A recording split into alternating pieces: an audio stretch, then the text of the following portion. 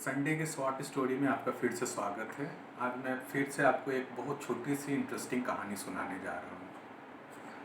एक गांव था जिसमें अधिकतर लोग अनपढ़ थे और खेती मजदूरी वगैरह करते थे। उस गांव में सिर्फ एक ही व्यक्ति था जो पढ़ा लिखा था। उस व्यक्ति का दाढ़ी बहुत बड़ा था और मुंह थोड़ा सा छोटा था। मस्तिष्क जो है वो थोड़ा सा छोटा था। और चूंकि एकमात्र व्यक्ति पढ़े लिखे थे तो उस गांव में उस व्यक्ति की प्रतिष्ठा बहुत ज़्यादा थी। लोग उसका बहुत सम्मान करते थे। और वो व्यक्ति भी पढ़ने लिखने का बहुत ज़्यादा शौकीन थे। एक बार क्या हुआ कि वो व्यक्ति शहर गया। शहर से एक शारीरिक बनावट पे आधारित एक किताब लेकर के आया। जैसे पर्सनालिटी वगैरह से रिलेटेड जो किताब रहता है ना, वही किताब लेकर के आया। अब किताब चूँकि लेकर के आया, उनको किताब पढ़ने का शौक़ था तो रात को किताब पढ़ने लगे। और गांव में बिजली वगैरह का कोई व्यवस्था था नहीं, तो वो लालटेन में किताब पढ़ने लगे। उस समय लालटेन वगैरह का व्यवस्था होता था, उसी में किताब पढ़ने लगे। वो किताब पढ़ते पढ़ते पढ़ते पढ़ते एक बीच में जब पहुँचे तो एक जगह लिखा हुआ था कि जिस व्यक्ति का दाढ़ी बड़ा और मुंह छोटा होता है वो व्यक्ति महामूर्ख होता है। चूँकि ये पर्सनालिटी से रिलेटेड किताब था तो किताब तो ये सब ऐसा ही होता है। हालांकि आप लोग ये देखे होंगे कि शारीरिक बनावट कभी भी किसी के बुद्धिमान होने का कहीं से भी पैरामीटर नहीं है। अब रात को वो व्यक्ति पढ़े तो एक बैग चौंक गया।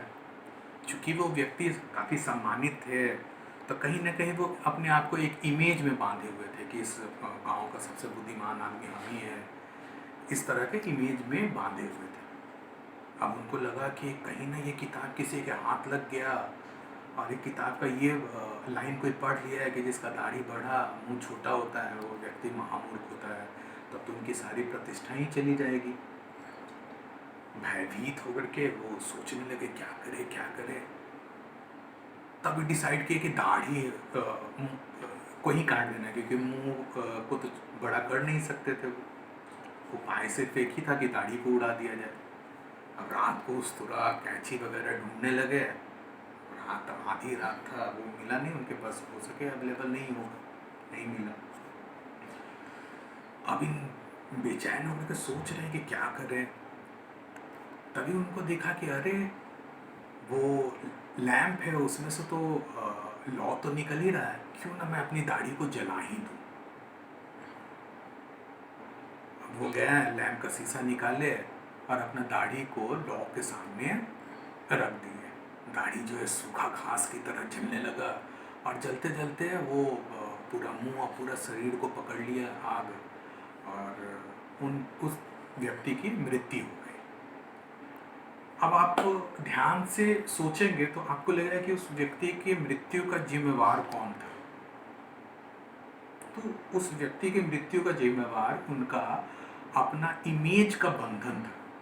99% से ज़्यादा लोग कहीं ना कहीं अपने इमेज के बंधन में बंधे हुए होते हैं। 99% लोग, बड़े हो बच्चे हो, हर कोई कहीं ना कहीं इमेज के बंधन में, ऐसा परवरिश ही होता है कि वो इमेज के बंधन में बन जाता है।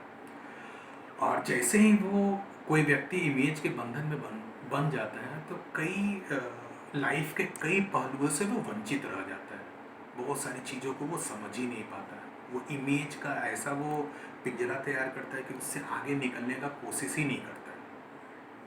आप सिंपली सोचिए, बहुत सारी जिंदगियाँ इस इमेज के दायरे में उस मकाम तक नहीं पहुंच पाई जहां तक वो उनको पहुंचना चाहिए था। अब सिंपली जैसे कोई स्टूडेंट मैट्रिक वगैरह में टॉप किया है तो आप देखे होंगे उनका फ़ोटो वगैरह बहुत सारी चीज़ें आएंगी, वो प्रोत्साहन के लिए ठीक है। लेकिन टीचर्स और उनके गार्जियंस, समाज वगैरह किसी को भी उस बच्चे को इमेज के बंधन में नहीं बांधना चाहिए। जैसे वो इमेज के बंधन में बंधेगा ना तो वो उन ऊंचाइयों को नहीं छू पाएगा जिस ऊंचाइयों को उसको छूना चाहिए। मतलब लाइफ में निरंतर सफलता के लिए ज़रूरी है कि कोई व्यक्ति इमेज के पिंजरा में नहीं रहे। आप देखते होंगे आयुष्मान खुराना, रणवीर सिंह, आमिर खान, ये लोग देखते होंगे कि जो अभिनय करते हैं तो वो इमेज के बंधन में अभिनय नहीं करते हैं, और इसलिए शायद इतने सक्सेसफुल हैं। वो वर्सेटाइल है, नई चुनौतियाँ एक्सेप्ट करते हैं।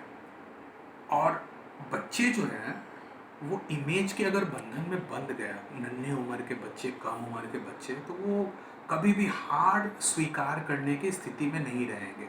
जहाँ भी उनको लगेगा कि यहाँ हार हो सकता है या उसके इमेज के विपरीत कोई चीज़ जा रहा है, तो उन चुनौतियों को वो ग्रहण नहीं कर पाएंगे।